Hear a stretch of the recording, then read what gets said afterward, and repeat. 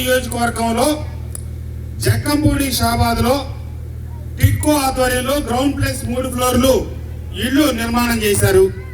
అలాగే నందిగామలో చేశారు, లేకపోతే జగ్గైపేటలో చేశారు, ఒంగోలులో చేశారు, నెల్లూరులో చేశారు. అక్కడ ఆ నియోజకవర్గాల్లో కట్టిన ఇళ్ళు అక్కడ పేదలకి కేటాయించమని వాళ్ళందరూ అడుగుతా ఉన్నారు. ముఖ్యమంత్రి గారి త్వరలో కేటాయిస్తానని చెప్తున్నారు. వాళ్ళకి అక్కడ తెలుగుదేశం వాళ్ళకి ధర్నా చేయడానికి 1% అన్న హక్కు బాధ్యత లేకపోతే అధికారం ఉందనుకోవచ్చు. నేను ప్రశ్నిస్తున్నా, ఇక్కడ దాదాపుగా 8,000 ఇల్లు కడితే జక్కంపూడిలో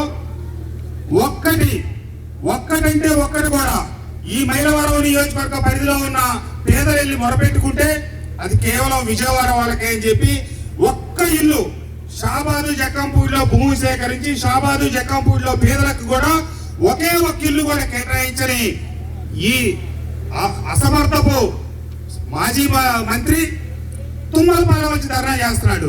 నీకు ఏం హక్కు ఉందని అడుగుతున్నాను. నేను ఈ ప్రజలను అడుగుతా ఉన్నా, ఇక్కడున్న పేదలందరికీ మేము ఈరోజు ఇంటి పట్టాలు అయిపోతున్నాం. నువ్వు ఏ గృహాలు ఈ పేదలకు కేటాయించమని అడుగుతున్నావు నేను నిన్ను ప్రశ్నిస్తా ఉన్నా.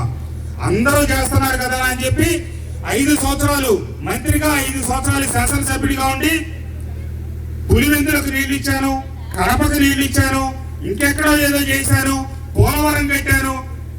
ఎవరికి వీటి వల్ల ఈ తుమ్మలపాలెం గ్రామ ప్రజలకు ఏమైనా ఉపయోగం జరిగిందా? తుమ్మలపాలెం నువ్వు మంచి చేసావని అడుగుతాను. నేను ఒకటే చెప్తా ఉన్నాను, అధికారం ఉన్నప్పుడు ఒక రకంగా లేనప్పుడు ఒక రకంగా ఊసర వెల్లులకి నేను సమాధానం చెప్పను. నేను ప్రజలకే సమాధానం చెప్తాను, ప్రజలకి నేను జవాబుదారి. 16 మాసాలు నేను శాసనసభ్యుడిగా ముఖ్యమంత్రి గారు ఉన్న ఈ ప్రభుత్వంలో ఈ గ్రామానికి ఏ కష్టం వచ్చినా ఏ ఆపద వచ్చినా ఇప్పటికి నేను దాదాపుగా 15 నుంచి 20 సార్లు ఈ గ్రామంలో పర్యటించాను. సమస్యలు తెలుసుకోవడానికి ప్రతి బజారు ఈ రోజు తిరుగుతా ఉన్నాను. మధ్యలో వచ్చే కార్యక్రమాలు కాకుండా ప్రత్యేకంగా సమస్యల పరిష్కారానికి ప్రతి సంవత్సరం ఈ రకంగా ఒకసారి వస్తాను. నేను 10 సంవత్సరాల కాల వ్యవధిలో ఈ గ్రామానికి గత శాసనసభ్యుడు ఎన్ని లక్షలు కేటాయించి అభివృద్ధి నిధులు కేటాయించి అభివృద్ధి చేశాడో నేను వచ్చే సంవత్సరం కల్లా 10 ఏళ్ల అతను పెట్టిన అభివృద్ధి నిధుల కంటే మీ గ్రామానికి మరింతగా పెట్టి 5 సంవత్సరాల్లో మరింతగా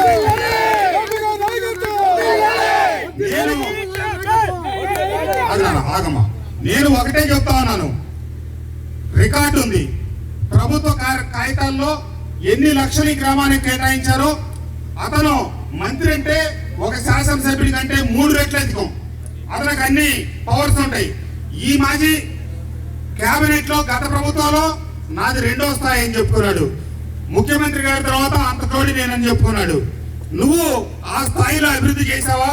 నేను ఒక తొలిసారిగా గెలిచిన శాసనసభ్యుడిని. ఈ మైలవరం నియోజకవర్గంలో ఉన్న ప్రతి గ్రామంలో నేను నాది కేవలం 2024 ఎన్నికల్లో 10 సంవత్సరాల అతను అభివృద్ధి కేటాయించిన నిధులకి రెట్టింపు నిధులు కేటాయించి అభివృద్ధి చేసి అభివృద్ధి చూపించి సంక్షేమ పథకాలు అందరికీ చేర్చి మళ్ళా నేను మీ ముందుకు వచ్చి కొట్టడుగుతాను తప్పితే పదవులు పట్టుకొని అల్లాటం కోసమో గ్రూపులు కట్టడం కోసమో కళ్ళబల్లి మాటలు చెప్పి ఏది ఈ నియోజకవర్గంలో ఒక్క ఇల్లు కూడా కేటాయించకుండా షాబాదు జక్కంపూడిలో ఉన్న ఇల్లు కేటాయించాలని తుమ్మలపాలెంలో వచ్చి ధర్నా చేశాడంటే ప్రశ్నించడం ఆయన హక్కు అంట. ప్రశ్నించడం మీ అందరూ కూడా హక్కు. ఈ ఊర్లో ఇప్పటికి నేను 200 మందికి సమాధానం చెప్పుకుంటూ వచ్చాను. పెన్షన్ కావాలంటే, లేకపోతే మన CMRF సంబంధించినవి కావచ్చు, అమ్మఒడి కావచ్చు, చేయూత కావచ్చు. మీరు ఇక్కడికి వచ్చి ధర్నా చేసిన అతను కూడా ప్రశ్నించండి. నువ్వు ఏ ఇల్లు కేటాయించమంటావు? మాకు నువ్వు ఇచ్చిన ఇల్లు కేటాయిస్తున్నావా లేకపోతే ఏ ఇల్లు కేటాయించమంటావు అని ప్రశ్నిస్తే అక్కడ బండారం బయటపడుతుందని చెప్పి తెలియజెప్తూ, తప్పకుండా రాజశేఖర్ రెడ్డి గారి బిడ్డ జగన్మోహన్ రెడ్డి గారు పేదల పాలిటి పెన్నిది మీకోసం. ఈ ప్రభుత్వం మీది, ఈ ప్రభుత్వం మనది. తప్పకుండా మీ సంక్షేమం కోసం అభివృద్ధి కోసం కట్టుబడి ఉన్నానని చెప్పి మరొకసారి తెలియజేస్తూ అక్క చెల్లెమ్మలకి అన్నదమ్ములకి వైఎస్ఆర్ కుటుంబ సభ్యులకి అందరికీ నా హృదయపూర్వక ధన్యవాదాలు నమస్కారాలు తెలియజేస్తూ సెలవు తీసుకుంటాను.